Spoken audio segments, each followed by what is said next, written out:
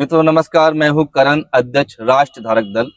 और आज हमारे साथ मौजूद हैं आचार्य श्री गौतम खट्टर जी, जो विश्व प्रसिद्ध सनातन वैदिक धर्म के प्रचारक हैं। आपने गुरुकुल से परास्नातक तक की, यानी कि सनातन शास्त्रों से परास्नातक तक की पढ़ाई करी है। और आप लगातार फेसबुक पे, इंस्टाग्राम पे, यूट्यूब पर सनातनियों की आवाज बने हुए हैं और सनातनी युवाओं की एक आवाज बने हुए हैं और युवाओं के प्रेरणा स्रोतक भी बने हुए हैं। आज हम आपसे चर्चा करेंगे कि सनातन को किस प्रकार हम और अधिक मजबूत, सुरक्षित, संरक्षित बना सकते हैं।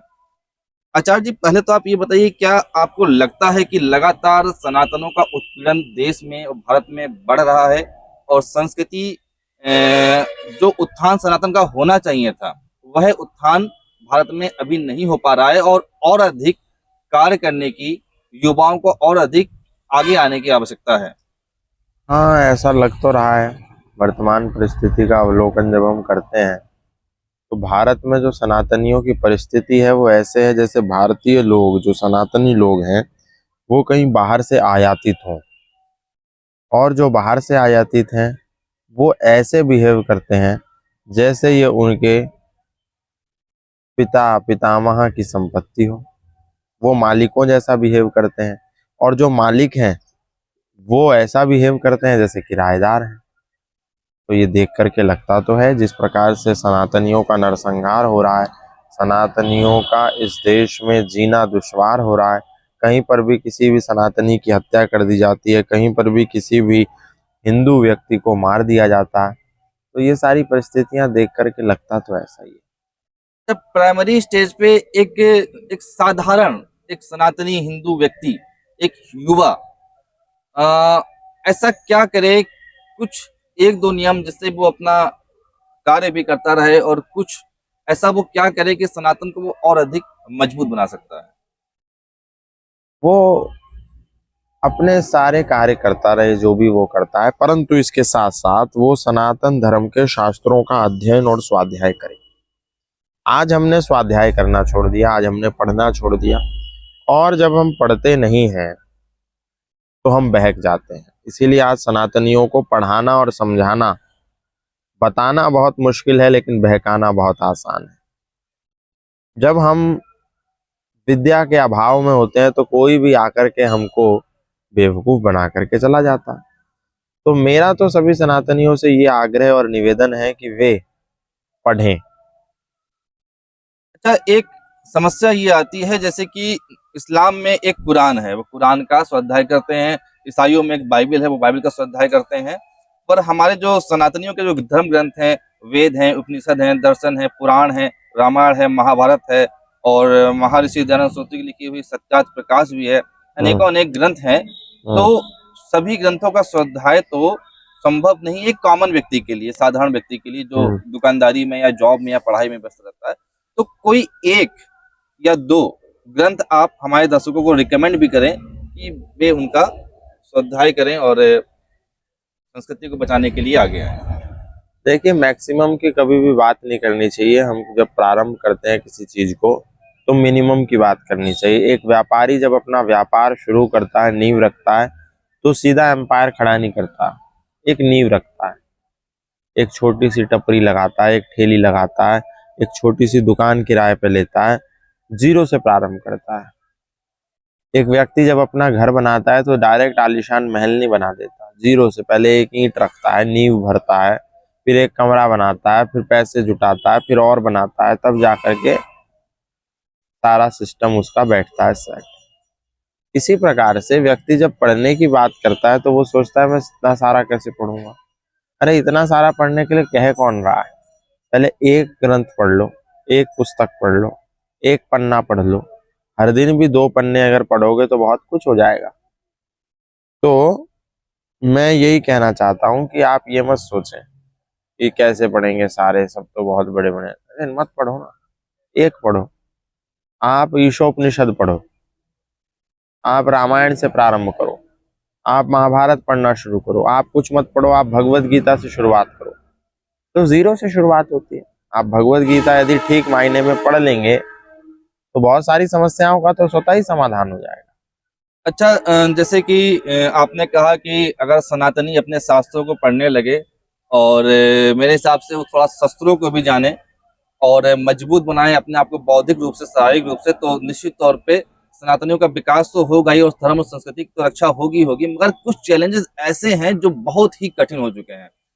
यदि हम इतिहास जैसे में जाते हैं, हम्म जैसे कि अंग्रेजों ने प्रथम बार 1871 में भारत में जनसंख्या हम्म जनगणना करवाई थी। हम्म तो उस समय भारतीयों में सनातनियों की आबादी 74% और मुस्लिम की आबादी 22% थी। उसके बाद आजादी से जस्ट पहले, जिसमें पाकिस्तान बांग्लादेश भी शामिल है, उसमें जब 1941 में जब जनगणना हुई तो उसमें मुसलमानों की आबादी 24% थी, 2% बढ़ गई 100 सालों में, और हिंदुओं की आबादी लगभग 74% ही थी। जितनी थी उतनी ही थी। पर आज का अवलोकन करें, भारत से पाकिस्तान और बांग्लादेश अलग हो चुका है, फिर भी लगातार जो उनकी जनसंख्या है, लोग अनुमान लगा रहे हैं कि उनकी जनसंख्या 22-23% अब इस भारत में है।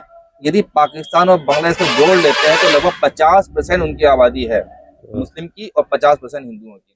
तो ये जो दौर है जिसमें एक जनसंख्या विस्फोट, वो अपनी संख्या को बहुत तेजी से बढ़ा रहे हैं, जो हमारा भारत है उसमें घुसपैठ बहुत तेजी से बढ़ रही है। हम्म तो कैसे क्या होगा, देश की संस्कृति के, देश का भविष्य आप क्या देख रहे हैं कि क्या कत्लो जागत की ओर हम बढ़ रहे हैं, क्या गृह युद्ध की ओर हम बढ़ रहे हैं, और क्या हमारी सरकारें इस पर ध्यान नहीं दे रही हैं? देखिए, समाधान तभी हो सकता है जब व्यक्ति, इस देश का व्यक्ति इस मर्म को समझे। हम लोग सो रहे हैं, कई लोग कहते हैं कि अगर वो जनसंख्या बढ़ा रहे हैं तो आप भी जनसंख्या बढ़ाओ। जनसंख्या को जनसंख्या से काटना ये कोई बुद्धिमत्ता का कार्य नहीं है। वो जनसंख्या विस्फोट कर रहे हैं तो हम भी करें। हमारी अभी जितनी जनसंख्या है वो वास्तव में कितनी सनातनी है, ये विषय है।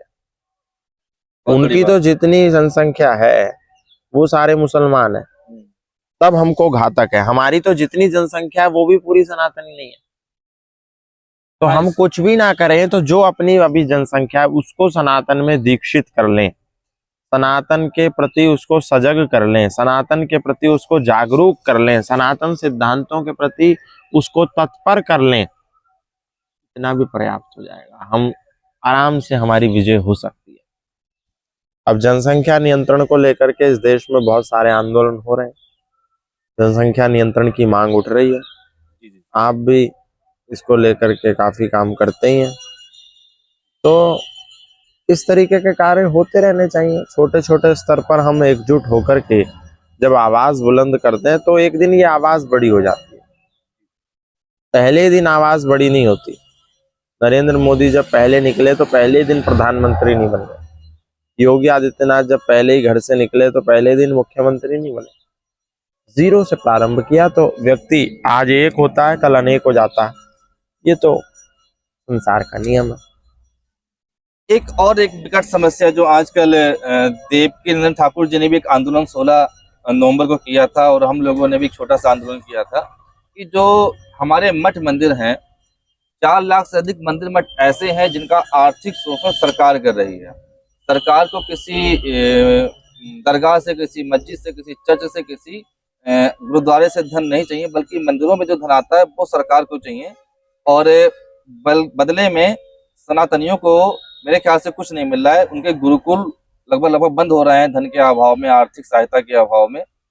और दूसरी ओर उनके मदरसे इत्यादियों में काफी धन सरकार की ओर से जा रहा है, हर सब्सिडी जा रही है। तो इसको आप किस नजरिए से देखते हैं? क्या ये एक तरफा हिंदुओं का शोषण है? क्या इसमें सुधार होना चाहिए वास्तव में, या जो है वो ठीक है? हाँ, ये तो स्वाभाविक सी बात है कि मंदिरों का पैसा सरकार अधिग्रहण कर रही है, मस्जिदों से कोई पैसा नहीं ले रही। तो या तो मस्जिदों से भी पैसा लेना प्रारंभ करे और या फिर मंदिरों को मुक्त करे। सीधी सी बात है, इसमें कोई दो राय नहीं है।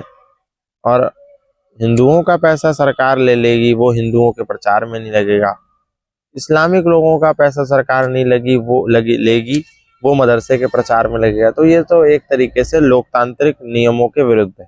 और ये एक आने वाले समय में मेरे ख्याल से बहुत घातक भी सिद्ध होगा सनातनियों के लिए। इस प्रकार से हमारी संस्कृति और भी डूबेगी, और जो विदेशी संस्कृतियां हैं जिनका इतिहास रहा है, कत्लो जागत का इतिहास रहा है, वे और अधिक फलेंगी, फूलेंगी, पनपेंगी। बिल्कुल। और इसका परिणाम क्या हो सकता है हम सभी इसको समझ सकते हैं। और हम सभी मिल करके आचार्य जी तो बहुत अथक मेहनत कर रहे हैं, अथक प्रयास कर रहे हैं, भारत के कोने कोने में जाके जागरूकता को फैलाने का प्रयास कर रहे हैं। और हम सबका भी यही प्रयास है कि किसी प्रकार से सनातनियों में जागरूकता आए और जो सनातनी हितकारी नियम है, कानून है, वो इस देश में लागू हो। सनातनी अपने आप में जागरूक बने, अपने स्वाध्याय करें धर्म ग्रंथों का, शस्त्र और शास्त्र दोनों में पारंगत बने। और इसी प्रकार से शायद सनातनियों का सूर्य उदय और मजबूती से हो सकेगा। ठीक बात है। और अंतिम में कुछ आप संदेश देना चाहें भारतीयों को, भारत के सनातनी युवाओं को, दुनिया के सनातनी युवाओं को, कि हम और क्या मजबूती से कर सकते हैं? मैं यही कहना चाहता हूँ, बहुत अधिक कुछ ना करें तो एक तो कब्रों और मज़ारों पर जाना छोड़ें, दूसरा देवी देवताओं का उपहास बनाना छोड़ें, तीसरा अपने ग्रंथों का, अपने शास्त्रों का स्वाध्याय किंचित किंचित थोड़ा थोड़ा प्रारंभ करें, चौथा सामूहिक यज्ञ आदि सत्संग आदि आप करें जिससे आप एक हों, और पांचवा अपने आत्मिक उत्थान के लिए ध्यान को अपने जीवन में लेकर के आए। ये 5 काम यदि आप करेंगे तो निश्चित तौर पर आपका व्यक्तिगत विकास भी होगा, आपका सामाजिक विकास भी होगा, आपका धार्मिक उत्थान भी होगा, आपका आध्यात्मिक उत्थान भी होगा। आज इस चर्चा में आचार्य गौतम खट्टर जी हमारे साथ में जुड़े और बहुत ही स्वस्थ सुंदर चर्चाएं हुई। आपका पुनः हृदय से धन्यवाद। आपका आभार।